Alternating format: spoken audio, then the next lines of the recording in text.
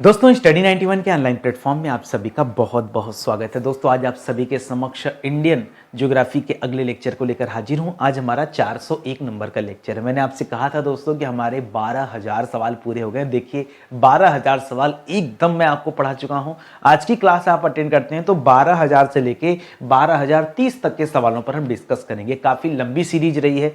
मैं उधर आपका ध्यान नहीं आकर्षित करना चाहूंगा। आगे क्लास में आपको इन्फॉर्मेशन दे दूंगा कि कैसे हम 12,000 क्लास तक अपना यह सफर पूरा किए हैं। फिलहाल आज हम चर्चा करना चाहते हैं भारत की प्रमुख फसल के बारे में, जिसका नाम है कॉफी। ठीक है, तो हमने एक लेक्चर दोस्तों आपको चाय के ऊपर दिया, दूसरा कॉफी के ऊपर। ये अपने आप पे थोड़ा बड़ा लेक्चर है। बड़ा इसलिए कि यहां से सवाल बहुत ज्यादा बनते हैं। मैं जबरदस्ती का बड़ा नहीं बना रहा हूं दोस्तों, यहां से सवाल ज्यादा पूछे जाते हैं। जैसे गेहूं और चावल वाले से ज्यादा पूछे जाते हैं, वैसे ये दोनों भारत के मुख्य पेय पदार्थ हैं। इस वजह से यहां से सवाल बनते हैं। कुछ सवाल आपके स्क्रीन पर दिए गए होंगे। जैसे पूछ सकता है परीक्षा में कि काफी है जो दोस्तों ये किस मूल का पौधा है, किस देश में मूलतः इसकी उत्पत्ति हुई थी, वो आपको बताना है। भारत में काफी का प्रचलन सबसे पहले किया किसने, या फिर देश में काफी, दुनिया का कौन सा देश है जहां पर सर्वाधिक काफी की खपत होती, सबसे ज्यादा काफी कौन यूज करता है। बिल्ली की टट्टी से दोस्तों कौन सी काफी तैयार किया जाता है, ये सोचने वाली बात है। बिल्ली की टट्टी से कौन सी काफी बनती है। आप भी सोच रहे होंगे सर ये क्या क्या सवाल, बट है सवाल। ठीक है, भारत में उगाई जाने वाली काफी की कौन सी जो है किस्म जो है प्रचलित है, जो सबसे ज्यादा उत्पादित होती है।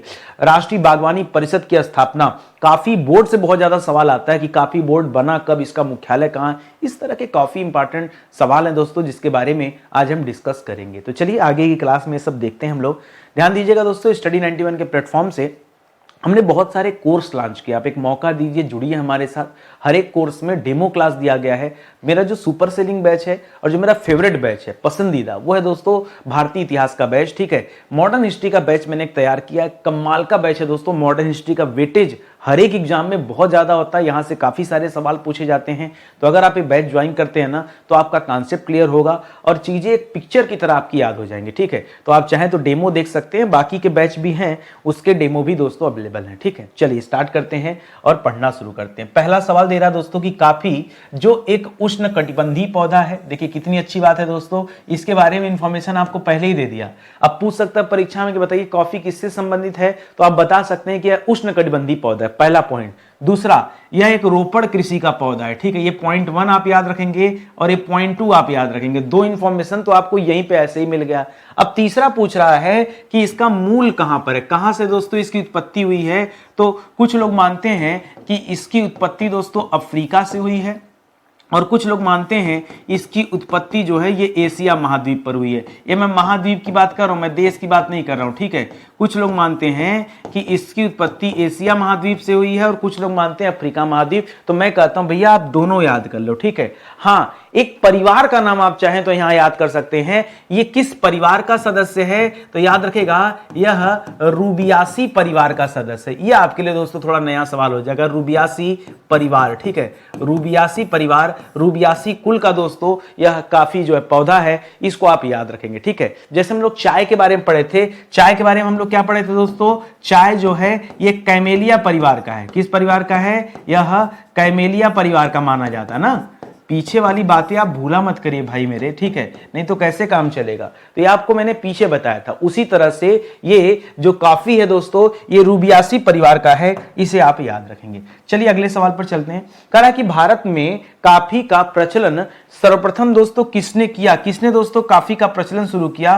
तो याद रखेगा सबसे पहले कॉफी का प्रचलन भारत में अंग्रेजों द्वारा शुरू किया गया। किसके द्वारा दोस्तों, सबसे पहले इसे अंग्रेजों द्वारा शुरू किया गया। आपके मन में सवाल आ रहा होगा कि नहीं अंग्रेजों नहीं, अंग्रेज से भी पहले दोस्तों काफी ना, इसके बारे में इतिहास में बताता हूं आपको। एक व्यक्ति थे जो मक्का गए थे। ठीक है, मक्का गए थे, मक्का की तीर्थ यात्रा पर गए थे। ठीक है, मक्का की तीर्थ यात्रा पर गए थे। ठीक है, उनका नाम था बाबा बूदन। ठीक है, बाबा बूदन। बाबा बूदन ने मक्का से ही दोस्तों कुछ बीज, काफी के कुछ बीज दोस्तों वहां से लेकर आए और उसे लाकर दोस्तों कहां पर बो दिया, कर्नाटक के चंद्रगिरी पहाड़ी पर बो दिया। ठीक है, कर्नाटक के चंद्रगिरी पहाड़ी पर दोस्तों उन बीजों को बोया। ठीक है, इसीलिए आप ये कह सकते हैं कि यहां बाबा बूदन का नाम आता है। ठीक है, बाबा बूदन। ठीक है, बाबा बूदन द्वारा किया गया।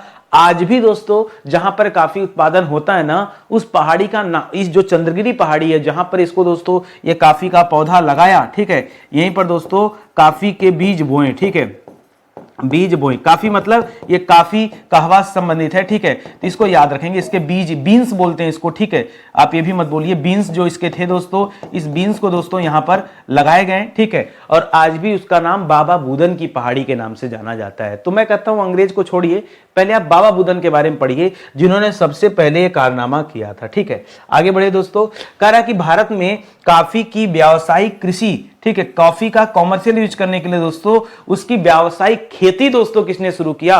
और एक चीज और, अब आपके मन में सवाल आ सकता है कि सर अंग्रेजों ने कब किया और ये बाबा बुदन ने कब किया था। बाबा बुदन वाली जो स्टोरी है दोस्तों, ये स्टोरी 1670 ईस्वी की है, ठीक है। कब किया दोस्तों? 1670 ईस्वी की है।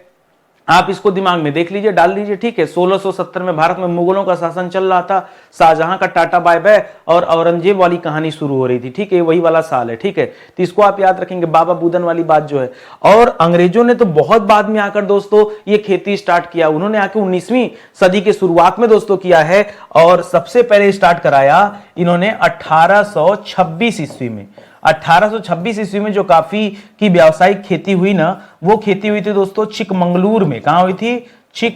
चिकमंगलूर, ठीक है, चिकमंगलूर में दोस्तों अंग्रेजों ने कराया था। उसके बाद दोस्तों 1826 के बाद 1830 में कराया। 30 में दोस्तों आपने सेवराय का नाम सुना है? सेवराय का नाम सुना है? सेवराय का नाम सुना है? या फिर वायनाड वगैरह का नाम सुना है? सेवराय, वायनाड, ठीक है, वायनाड का नाम सुना होगा। यहां पे भी दोस्तों कराया अंग्रेजों ने खेती। फिर आप आगे आकर के और आगे देखेंगे तो नीलगिरी की जो पहाड़ी थी वहां पे भी दोस्तों अंग्रेजों ने खेती कराया। तो ये 1839 में कराया था नीलगिरी, नीलगिरी तमिलनाडु में, ठीक है। तो इसको आप याद रखेंगे, ठीक है। इस तरह कर्नाटक, केरल और तमिलनाडु में ये काफी का दोस्तों एक व्यावसायिक खेती की जाती है, इसका प्रमाण मिलता है। तो ये तथ्य आप यहां पे याद रखेंगे, ठीक है। आगे आ जाइए दोस्तों, अगला सवाल कह रहा है काफी की कृषि में सस्ते श्रम की जरूरत क्यों पड़ती? देखिए महंगे श्रम की बात नहीं कर रहा है, कह रहा सस्ते श्रम की जरूरत क्यों पड़ती? क्योंकि दोस्तों बहुत डिफिकल्ट होता है, काफी की खेती करना बहुत आसान नहीं है। जिस तरह से चाय और काफी ये दोनों ऐसी खेती है दोस्तों जिसमें बहुत पेशेंस धारण करना पड़ता है। क्यों? काहे का पेशेंस? देखिए काफी का पौधा पहले तो बड़ा होगा, बड़ा होने के बाद पत्तियों को वहां से तोड़ा जाएगा, मतलब चाय के बारे में बता रहा हूं, फिर उसको सुखाया जाएगा, उसको सही ढंग से रखा जाएगा, अच्छे खराब पत्तियों को अलग किया जाएगा। इस तरह से सस्ते श्रम की जरूरत पड़ती है चाय में। उसी तरह से काफी में भी दोस्तों कई सारे प्रोसेस है। जैसे प्रोसेस आप नोट करिए, सबसे पहले उगाने से शुरू करते हैं। पीछे दोस्तों आपने पढ़ा था पहली लाइन में कि जो काफी है यह एक उष्णकटिबंधीय पौधा है। क्या पढ़ा था? यह एक उष्णकटिबंधीय पौधा है, ठीक है।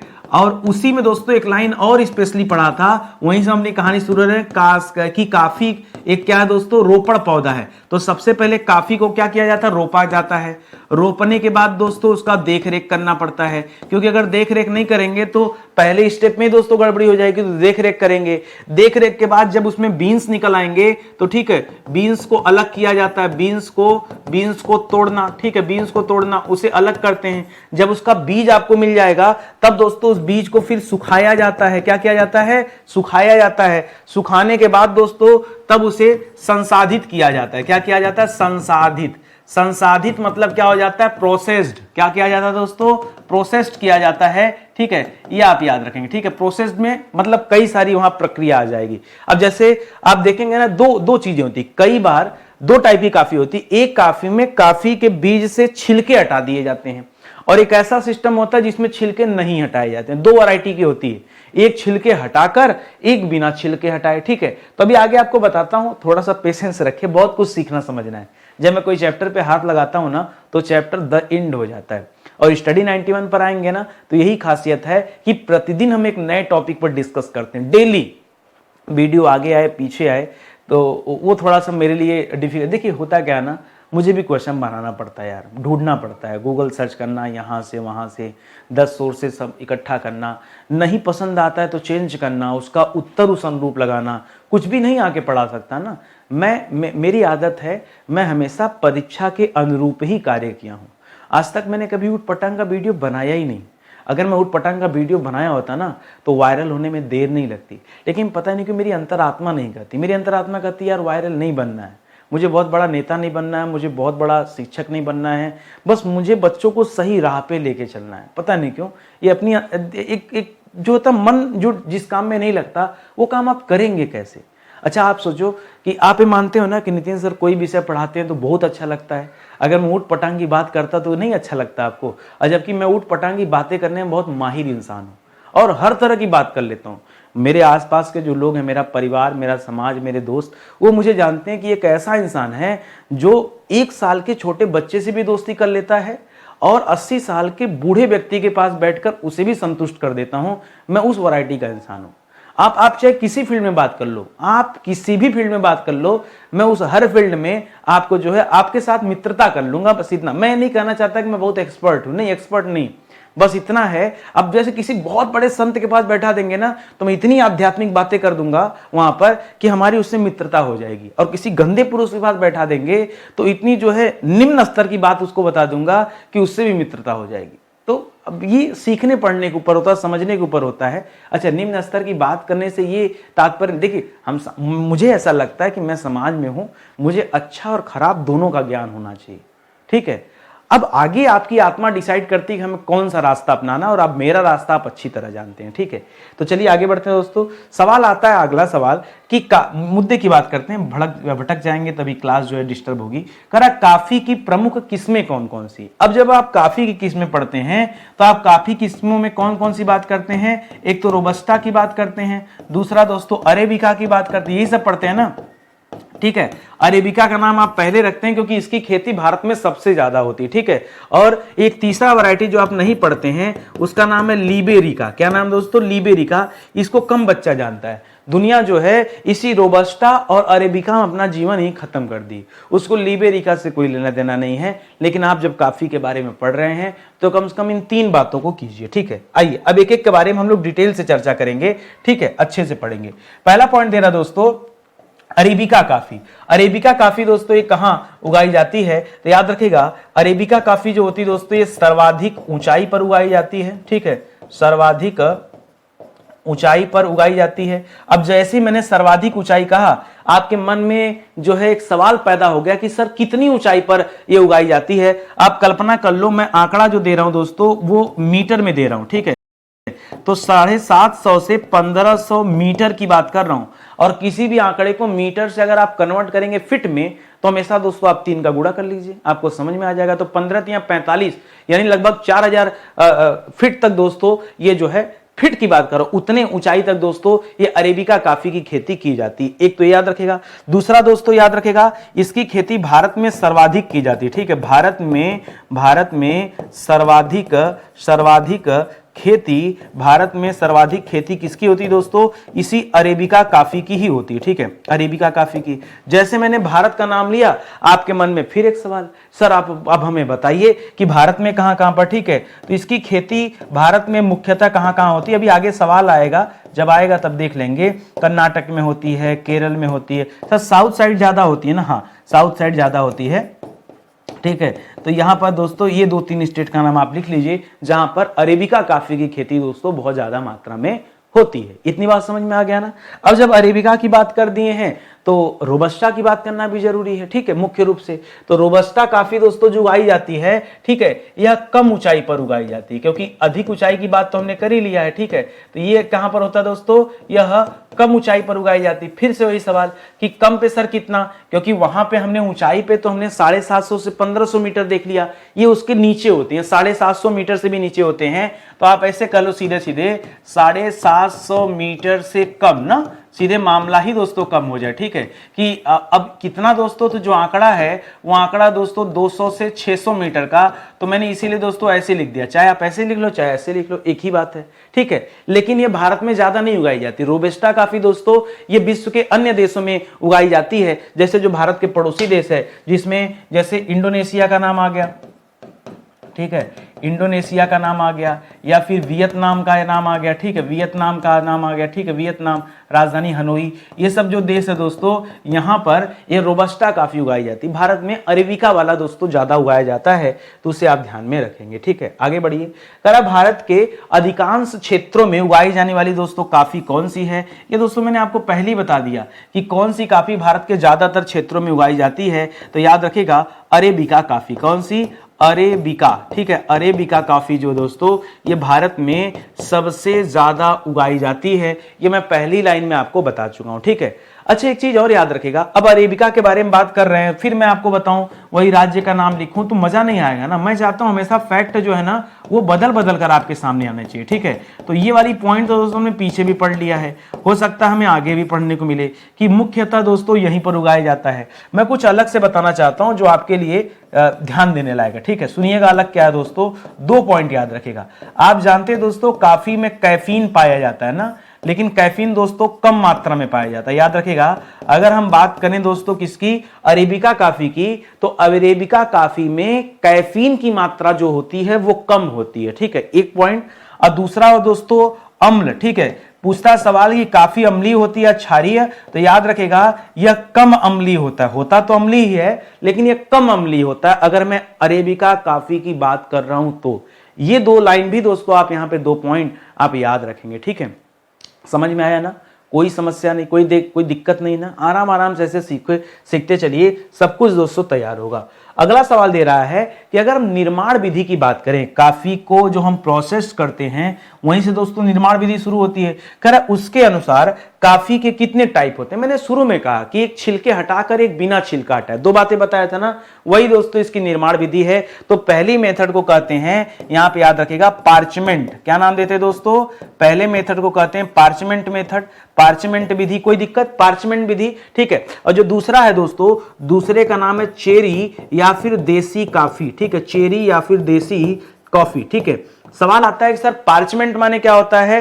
पार्चमेंट मतलब होता है सीधा सीधा कॉफी के बीन्स के चारों तरफ का आवरण हटा देना, ठीक है। पार्चमेंट का मतलब क्या होता है? कॉफी के बीज के चारों ओर का छिलका, लिख दूं क्या मैं, छिलका, ठीक है, छिलका, आवरण मतलब छिलका हटा देना, ठीक है। जब हटा के उसे प्रोसेस करते हैं तब वो पार्चमेंट हो जाता है, समझ रहे हैं। और नहीं हटाते हैं तो अपना देसी स्टाइल वाली है, हाँ, नहीं हटाते हैं तो उसे देसी कॉफी कहते हैं या चेरी कॉफी भी कहते हैं। क्या कहते हैं? देसी या फिर चेरी कॉफी के नाम से जाना जाता है। आगे बढ़िए, अगला सवाल, ये चेरी कॉफी या देसी कॉफी के बारे में आपसे पूछ रहा है। कह रहा है ये जो चेरी या फिर ये जो देसी कॉफी है दोस्तों, ठीक है, ये जो देसी कॉफी है इसकी सबसे ज्यादा मांग कहां रहती है, ठीक है। देखिए अगर मैं उत्पादन की बात करूं कि इसका उत्पादन दोस्तों सबसे ज्यादा कहां होता है, और इसके नाम में लिखा है देसी, तो आपको समझ में नहीं आ रहा है कि इसका उत्पादन देसी का देश में होगा। मैं कुछ अलग से बता रहा हूं क्या? अरे इसका नाम ही देसी कॉफी भैया, तो देसी मतलब जो हमारे देश में पैदा हुआ, और है तो अरेबिका की वैरायटी, तो इसको भी याद रखिएगा। डिमांड सबसे ज्यादा। अच्छा, भारत में राजपाट कौन करता था? अंग्रेज। तो अंग्रेज ही दोस्तों इसकी खेती शुरू कराए थे। तो जब अंग्रेज भारत छोड़कर चले गए तो जो समनिया है, कैसे काली मिर्च हो गया, मसाले हो गया, वो तो दोस्तों दबा के उनको खाने की आदत पड़ गई थी। जब वो भारत में रहते थे तब भी इन चीजों का सेवन करते थे, और भारत छोड़कर गए तो इनका सेवन थोड़े बंद हो जाएगा, तो भारत से खरीदना चालू कर दिए। तो सीधे सीधे आप लिख दीजिए यूरोपियन कंट्री, या फिर आप कह सकते हैं यूनाइटेड किंगडम ना। तो सबसे ज्यादा इसकी डिमांड दोस्तों कहां होती है? याद रखिएगा यूके में होती है, ठीक है। यूके मतलब यूनाइटेड किंगडम में, ठीक है। यूनाइटेड किंगडम दोस्तों इसकी सबसे ज्यादा डिमांड करता है, या फिर आप पूरा का पूरा यूरोप कह सकते हैं, ठीक है। यूरोप महाद्वीप दोस्तों, यूरोप महाद्वीप पे जितने भी देश हैं वो सबसे ज्यादा दोस्तों ये डिमांड करते रहते हैं, ठीक है। एक चीज और बताऊं, आप हैरान हो जाएंगे सुनकर, इस देसी कॉफी को गरीबों की कॉफी कहा जाता है, ठीक है। ये जो देसी कॉफी आप पढ़ रहे हैं, देसी कॉफी जो आप पढ़ रहे हैं, इसे गरीबों की कॉफी कहा जाता है, ठीक है। गरीबों की कॉफी, ठीक है, गरीबों की कॉफी, क्योंकि जब छिलका हटाएंगे पार्चमेंट वाला ना, वो दोस्तों बहुत ज्यादा जो है एक लंबा, एक और प्रोसेस बढ़ गया ना, एक एक बीज का छिलका हटाना, ठीक है, तो प्रोसेस करने में ज़्यादा समय लगता है, उसमें श्रम भी ज़्यादा लगता है, तो महंगा होता है, ठीक है। तो इसलिए इसे गरीबों की कॉफ़ी कर दिया गया, क्योंकि जल्दी जो है उत्पादित हो जाता है, जल्दी तैयार हो जाता है। करा चेरी या फिर देसी कॉफ़ी जो बता रहा है यहाँ पे, करा यह किस विधि से तैयार का इस विधि से तैयार कॉफ़ी को क्या कहा जाता है, इसका कुछ और नाम दिया जाता है क्या? देखिए, ये जो चेरी या देसी कॉफ़ी होती है ना, इसका नाम दिया जाता है दोस्तों, इसे मानसूनी कॉफ़ी भी कहते हैं। क्या कहते हैं? इसे मानसूनी, देसी, चेरी या फिर मानसूनी, ये सब एक ही नाम है, परेशान मत होइएगा, ठीक है। और ये मैंने मानसूनी क्यों कहा? क्योंकि आपने पढ़ा कि इसमें छिलका नहीं हटाएंगे, ठीक है। तो ये एक तरह की प्राकृतिक कॉफी है, ठीक है। ये एक तरह की क्या है दोस्तों? प्राकृतिक कॉफी है, ठीक है। अगर आपने छिलका हटा दिया होता तब तो दोस्तों यानी वो चेंज कर दिया आपने उसके रूप को, ठीक है। या फिर आप इसे कह सकते हैं बिना धुलाई वाली कॉफी। क्या कह सकते हैं? बिना धुलाई वाली, क्योंकि इसकी धुलाई तो देखिए कौन करता है? मानसून ही करता है, ठीक है, मानसून ही करता है। उसके बाद इसकी दोबारा धुलाई नहीं होती, ठीक है, बस इसको डायरेक्ट यूज में लिया जाता है, ठीक है। तो ये सब इसी से संबंधित है, देसी वाले से संबंधित है, इस तथ्य को याद रखेंगे। कह रहा है कॉफी का जो वृक्ष होता है, वृक्ष कहिए, वृक्ष बोलना पता नहीं कि मुझे ठीक नहीं लग रहा, कॉफी का पौधा बोलिए भाई, ठीक है। कह रहा है कॉफी का पौधा कितने वर्षों बाद दोस्तों फल देने लगता है? तो जो एक आंकड़ा है वह दोस्तों 4 से 6 वर्षों में, ठीक है, अधिकतम, मतलब ये एक मेन टाइम होता है। कुछ पौधे दोस्तों 2 से 3 साल में भी फल दे देते हैं, ठीक है, ये भी याद रखेगा। और कुछ पौधे दोस्तों वो 7 से 10 साल में फल देते हैं, ठीक है। तो हमने कहा अब मैं करूं क्या, क्योंकि जब मैंने पढ़ा तो 2 से 3, 7 से 10, तो एक बीच का एवरेज निकाल लीजिए। तो आप कह सकते हैं कि 4 से 6-7 साल के बीच में दोस्तों ये ज्यादातर दोस्तों ये अपने फल देने लगते हैं, कंफर्म है, ठीक है। 6 साल भी मत बोलिए, बल्कि आप इसके बीच में खाली 4-5 कर लीजिए, 4-5 वर्ष में दोस्तों, ठीक है, क्योंकि 7 तो उधर दिया ही है, ठीक है। तो इस टाइम में पक्का फल आने हो जाते हैं। वैसे इस तरह का कंट्रोवर्सी वाला सवाल आपसे परीक्षा में नहीं पूछेगा। क्यों? कौन सा पौधा कब फल देता है? अब तो एक एक फल का रिकॉर्ड रखना पड़ेगा, एक एक पौधे की जांच करनी पड़ेगी, और ये डिपेंड करता है वहां के क्लाइमेट पर, वहां की मिट्टी पर, हर एक चीज पर ना। सब कुछ सपोर्टिव रहा तो जल्दी फल दे देगा, थोड़ी सी चीजें निगेटिव रही थोड़ा लेट होगा, और एकदम ध्यान नहीं देंगे तो बहुत ज्यादा लेट होगा। कुछ मैंने ऐसे भी कॉफी के पौधों के बारे में पढ़ा है जो अपने फल 20-20 साल में देते हैं। उनके बारे में आप क्या कहना चाहते हैं? आपको मजाक लग रहा तो आप गूगल कर लीजिए कि मेरी बात में सत्यता है कि नहीं। हालांकि ऐसे पौधे बहुत ज्यादा नहीं होते हैं, परसेंटेज कम होता है, लेकिन हम कह रहे हैं ना, ऐसे पौधे हैं ना जिनके जो बीन्स है दोस्तों 15-15, 20-20 साल में उत्पादित होते हैं। तो इसलिए दोस्तों मैं आपको समझा रहा हूं कि इस पॉइंट को आप ध्यान में रखिएगा। अगला सवाल दे रहा है कि कॉफी के पौधों का रोपण कब किया जाता है? 2 चीजें हैं। आप पीछे पढ़ चुके दोस्तों कि जो कॉफी है यह एक उष्णकटिबंधीय पौधा है। क्या दोस्तों? ठीक है, यह एक उष्ण कटिबंधीय पौधा है। एक पॉइंट तो आपने ये पढ़ा है। दूसरा दोस्तों आपने ये भी पढ़ा था कि यह एक क्या है दोस्तों? रोपण पौधा है। रोपण मतलब इसकी रोपाई होती है, इसे धान की रोपाई होती है, उसी तरह इसकी भी रोपाई होती है। अच्छा, कर रहा है कॉफी के पौधों का रोपण कब किया जाता है? किस टाइम दोस्तों इसे रोपा जाता है? कौन से महीने में? तो ठंडी का टाइम में चलता है दोस्तों, जनवरी से मार्च महीने तक दोस्तों ये इसकी रोपाई का समय होता है, ठीक है। अब जब दोस्तों रोपाई के बारे में पढ़ ही रहे हैं तो लगे हाथ दोस्तों आप कटाई भी देख लीजिए। आज रोपा गया, 6 महीना जोड़ लीजिए, अप्रैल, मई, जून, जुलाई, अगस्त, सितंबर, ये 6 महीने बाद अक्टूबर से आप काट लीजिए। तो अक्टूबर नवंबर में दोस्तों इसकी क्या हो जाती है? कटाई हो जाती है। इस पॉइंट को भी याद रखेगा। अच्छा, दे भी रहा है कि कॉफी के फलों को कब तोड़ा जाता है? कब तोड़ा जाता है मतलब वहां से कब अलग किया जाता है दोस्तों? तो आप यहां कह सकते हैं अक्टूबर नवंबर में, ठीक है। 6 महीने बाद अक्टूबर नवंबर में, ठीक है, क्या किया जाता है दोस्तों? इसको तोड़ा जाता है, इसको अलग किया जाता है, ठीक है। तो 2 सवाल बने आपके, बहुत आराम से देखिए, ठीक है। अगला सवाल देखिए क्या दे रहा है। करा राष्ट्रीय बागवानी परिषद या बोर्ड, इसकी स्थापना दोस्तों कब हुआ था? ठीक है, क्या दिया?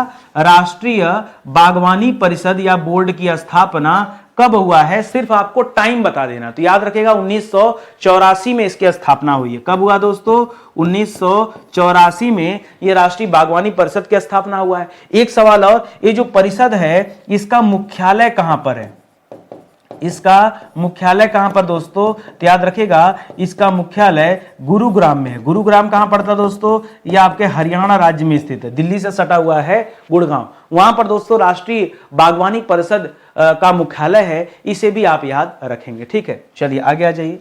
ध्यान देंगे, अगर आपको ये सीरीज अच्छी लग रही है तो मैं आपको थोड़ा सा इंफॉर्मेशन इसके बारे में दे दूं दोस्तों। ये जो सीरीज है ना, इसे हमने शुरू किया था एंशिएंट हिस्ट्री से। तो जब आप 1 नंबर से लेकर 45 नंबर तक का वीडियो पढ़ते हैं तो पूरा प्राचीन इतिहास आपका कंप्लीट हो जाएगा। उसी तरह से अगर आप 46 नंबर से लेकर के आप 91 नंबर तक का वीडियो देखते हैं तो मिडावल हिस्ट्री यानी मध्यकालीन भारत का इतिहास कंप्लीट हो जाएगा। अगर आप 92 नंबर से लेकर के 150 नंबर तक पढ़ते हैं तो समझिए आपका फिर मॉडर्न हिस्ट्री दोस्तों कवर हो जाएगा। ठीक है, इसी तरह 151 से 230 तक अगर लेक्चर आप पढ़ते हैं तो याद रखिएगा इससे आपका भारतीय संविधान तैयार हो जाएगा। इसी तरह अगर 231 से 330 तक की क्लास लेते हैं तो याद रखिएगा इससे आपका विश्व का भूगोल तैयार हो जाएगा 100 लेक्चर में। और ये 331 से दोस्तों आप आज आ गए हैं 401 तक। और मैं नहीं कह रहा हूं दोस्तों कि क्लास आपकी समाप्त हुई है, अभी दोस्तों ये क्लास चली रही है। आज अगर हम ज्योग्राफी की बात करें तो आज हमारा 71 नंबर का दोस्तों लेक्चर है। ठीक है, 71 लेक्चर जो मैंने सिर्फ और सिर्फ आपको ज्योग्राफी विषय में दिया है। ठीक है, और अभी क्लास समाप्त नहीं हुआ, अभी चल रहा है, इसलिए दोस्तों यहां लिखा है कि बैच अभी स्टार्ट है। तो आप सोचिए ये सब कुछ दोस्तों आपको फ्री में दिया जा रहा है। और आज की क्लास में दोस्तों आप जो है 12,030 सवाल आपके पूरे हो रहे हैं। तो आप आइए, अब इससे ज्यादा आपको क्या चाहिए, धीरे धीरे करके हम एक एक विषय आपको कंप्लीट करा दे रहे हैं। अब जैसे समाप्त हो जाएगा हम जो है साइंस स्टार्ट कर देंगे, फिर वो विषय हम हाथ लगाएंगे वो भी समाप्त होगा, इकोनॉमिक्स शुरू करेंगे। तो बहुत लंबी सीरीज चल रही है। अगर आप सिस्टमेटिक ढंग से पढ़ना चाहते हैं तो आपका स्वागत है। और यही एक चैनल है जहां पर आपको सिस्टम से इतनी क्लास मिलेगी। आगे बढ़िए, करा राष्ट्रीय बागवानी बोर्ड। ठीक है दोस्तों, पीछे दोस्तों पूछा था, अच्छा जो पिछला सवाल था दोस्तों आप ध्यान दीजिएगा जरा, यहां आपसे पूछा राष्ट्रीय बागवानी परिषद की स्थापना। ठीक है, यह एक परिषद था, अभी आपसे पूछ रहा है दोस्तों ये वही परिषद है। ठीक है, चाहे बोर्ड लिख दे चाहे परिषद लिख दे, आप घबराएगा मत कि कुछ अलग अलग है। ठीक है, एक ही बात है जिसके बारे में बताया कि इसकी स्थापना 1984 में हुआ था।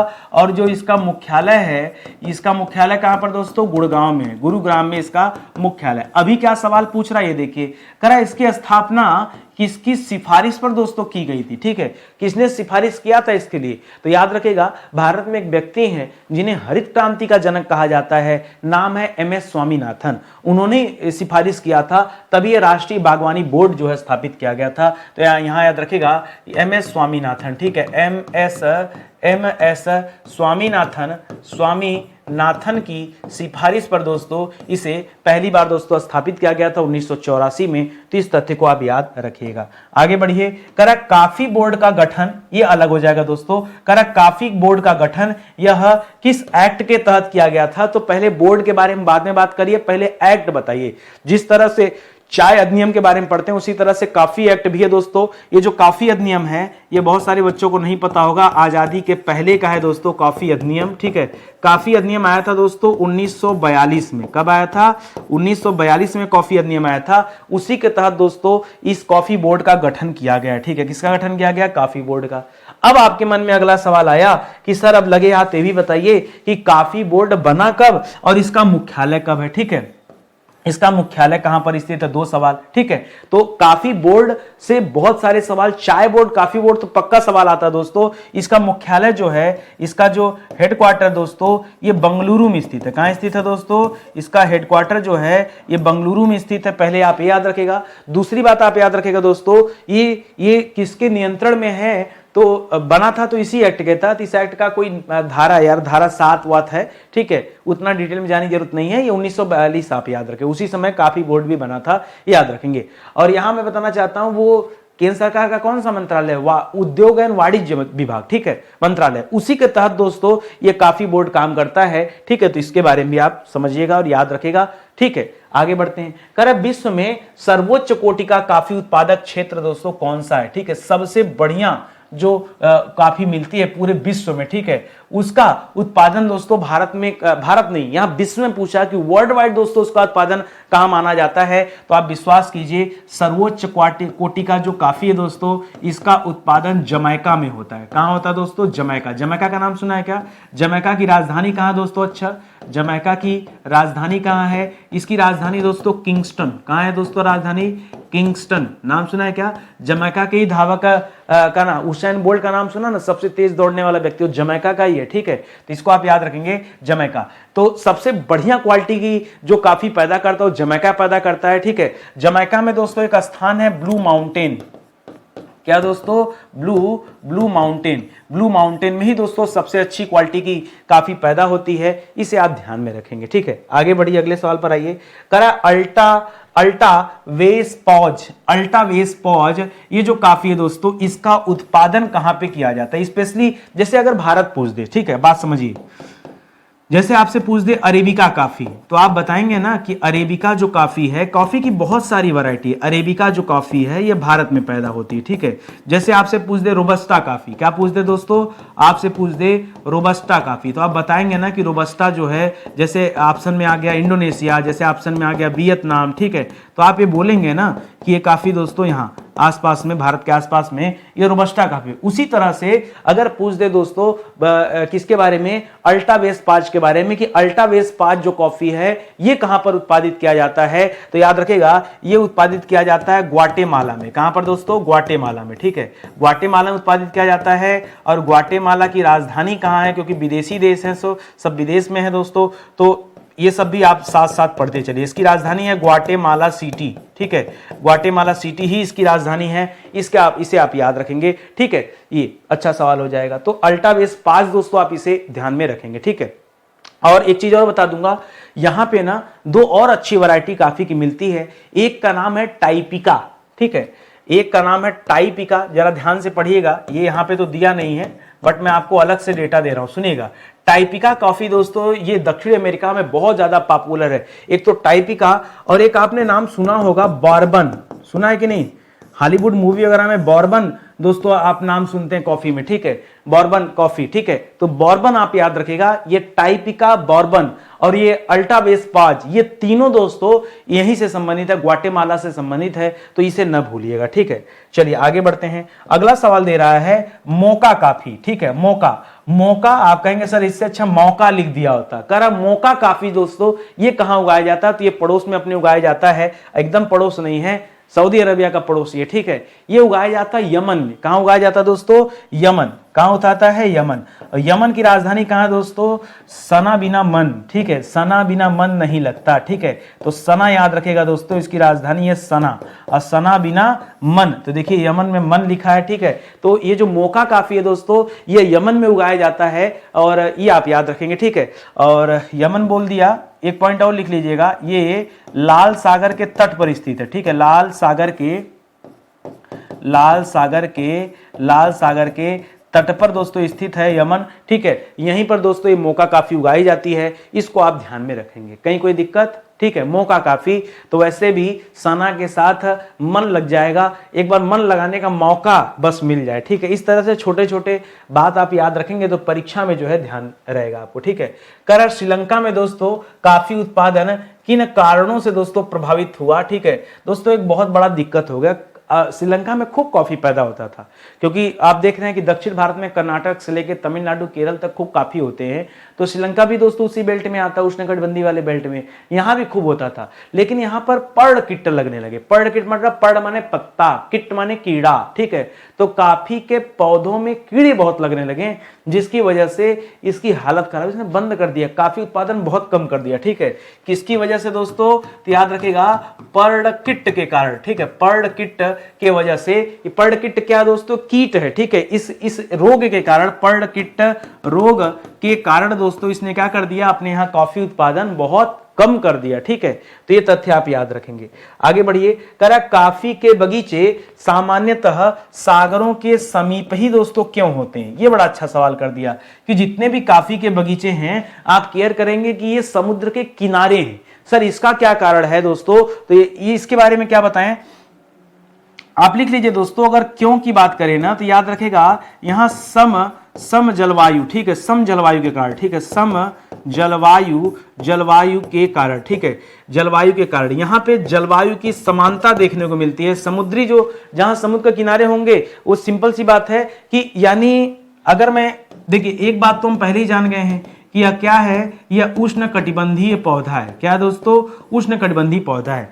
यानी यहाँ पे दो चीजें दोस्तों, यहाँ पर इसको आर्द्रता की जरूरत होगी तभी समुद्र के किनारे हैं। दूसरा दोस्तों उष्ण, ठीक है, उष्ण मतलब ताप एकदम मेंटेन चाहिए, तब ये जो है जरूरी है। तो ये अपनी आर्द्रता के लिए दोस्तों, सिंपल सी बात है, समुद्र के किनारे आर्द्रता तो होगा ना, ह्यूमिडिटी होगा ना, वो तो भाई किनारा है तो वहां तो होगा ही होगा, ठीक है। इस वजह से दोस्तों ये चीज की जरूरत उसको वहीं से पूरी हो पाएगी, तभी दोस्तों ये समुद्र के किनारे ही रहते हैं। करा भारतीय कॉफी का सबसे बड़ा आयातक देश कौन सा, कौन सा देश है जो भारतीय कॉफी, अब भारतीय कॉफी का नाम लिया तो यहां पे आप दो चीजें याद रखेगा, या तो दोस्तों वह अरेबिका की बात कर रहा है, या तो वह अरेबिका की बात कर रहा है, या तो वह क्या कर रहा है, देसी कॉफी की बात कर रहा है, ठीक है, या वह देसी कॉफी की बात कर रहा है, ठीक है, यही इसी की बात कर रहा है। कर भारतीय कॉफी का सबसे बड़ा आयातक कौन हमारे देश से माल खरीदता है, आयातक देश कौन सा है, तो इसके बारे में मैंने आपको पहले ही बता दिया है कि आयातक देश में यूनाइटेड किंगडम का नाम आता है, ठीक है, यूनाइटेड किंगडम का दोस्तों नाम आता है, जो सबसे ज्यादा दोस्तों कॉफी भारत से आयात करता है, इसे आप ध्यान में रखेंगे, ठीक है। करा भारतीय कॉफी का सर्वाधिक निर्यात मतलब हो जाता है एक्सपोर्ट, सबसे ज्यादा एक्सपोर्ट दोस्तों यह किस बंदरगाह से दोस्तों किया जाता है, भारत में कौन सा बंदरगाह है जहां से काफी दोस्तों सबसे ज्यादा भेजा जाता है, तो याद रखिएगा यह भेजा जाता है मंगलौर से।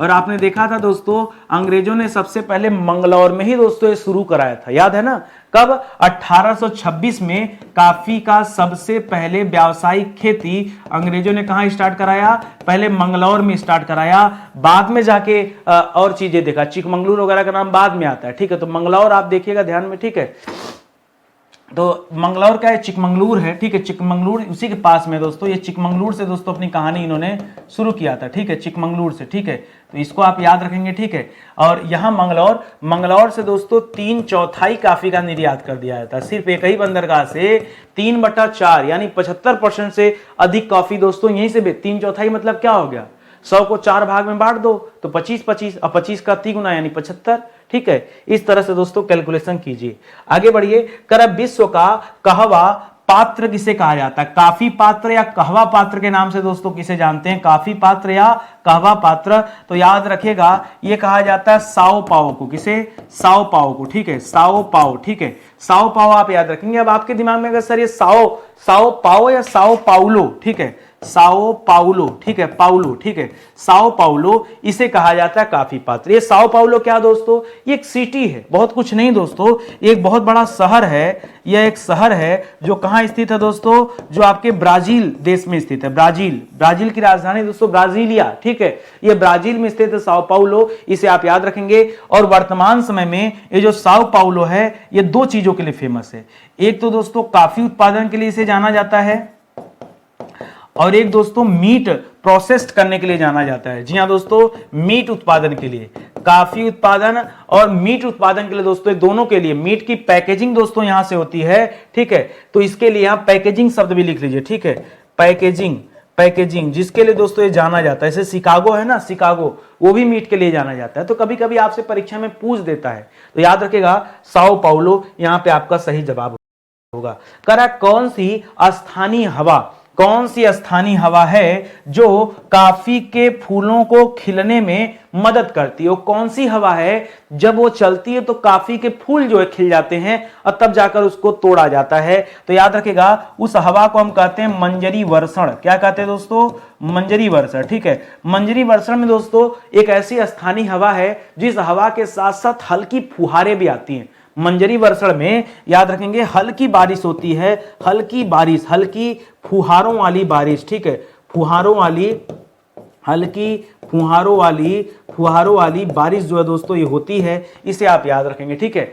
मंजरी वर्षण के नाम से दोस्तों इसे जाना जाता है, तो ये आप ध्यान में रखेंगे, ठीक है। अगले सवाल पर आइए, करा किस देश में कॉफी की खपत सबसे ज्यादा होती, खपत। अब सब कुछ पढ़ने के बाद आपको ऐसा लगेगा कि सर इंग्लैंड कर दें कि अमेरिका कर दें कि भारत कर लें, भारत में भी तो बहुत सारे कॉफी कैफे डे खुल गए हैं तो यही कर लें। दोस्तों चाहे जितना दिमाग लगा लो, ये सवाल 99.999999999999% लोग गलत करेंगे। क्यों?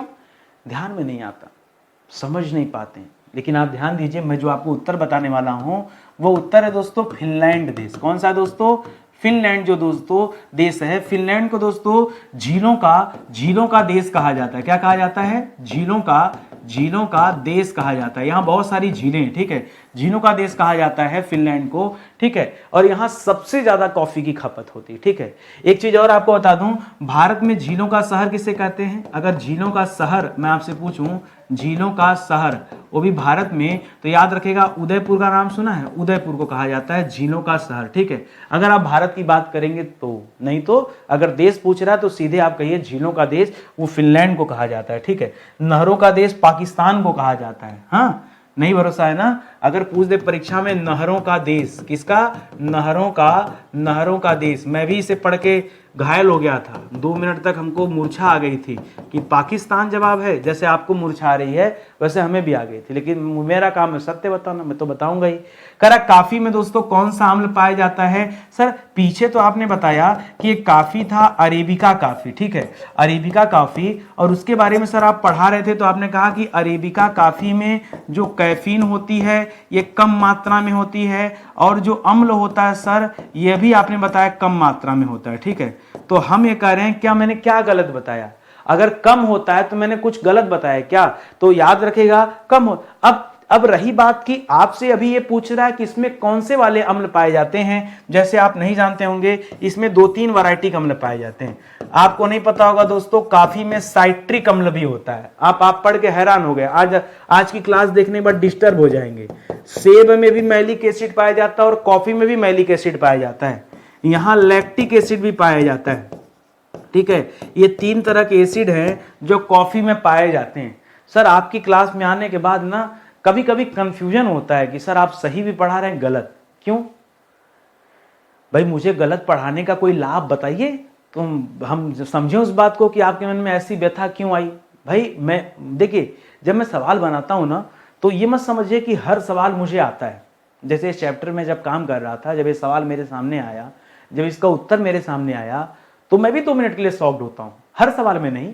जैसे 90% तो हालात हैं कि वो सवाल मुझे पहले से पता होते हैं, उसको उत्तर पता रहते हैं, ठीक है।